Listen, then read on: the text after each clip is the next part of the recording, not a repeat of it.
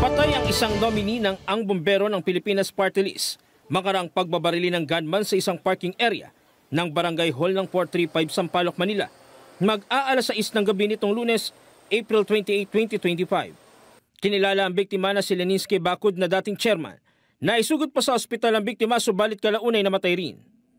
At base doon sa informasyon na nakuha natin at doon sa report na hawak-hawak natin, ang suspect natin dito ay dalawang individual na nakasakay sa motor. At yung isa nga habang itong ating biktima ay nakatayo doon sa harapan ng barangay. Actually ito yung doon sa may Teresita Street. Ay nilapitan ito ng isang gunman at pinagbabaril ito. After niyang magawa yung kanyang krimen, tumakas ito gamit yung motorcycle. Sugat na naman ang isang pulis na kinilalang si Patrolman Ray Jetro Brual Realiza na isang motorcycle patroller ng Quezon City Police District. Nagkataon naman, merong pulis doon from Quezon City na may binibisita rin doon sa lugar ang nag-react at makipag-engage dito sa mga suspect. Unfortunately, yung pulis natin from Quezon City ay tinamaan.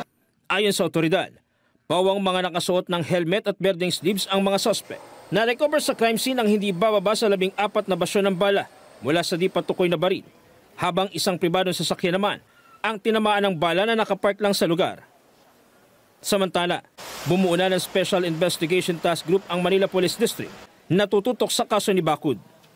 Tinitignan natin kung ano yung motibo. Lahat ng angulo tinitignan natin dito.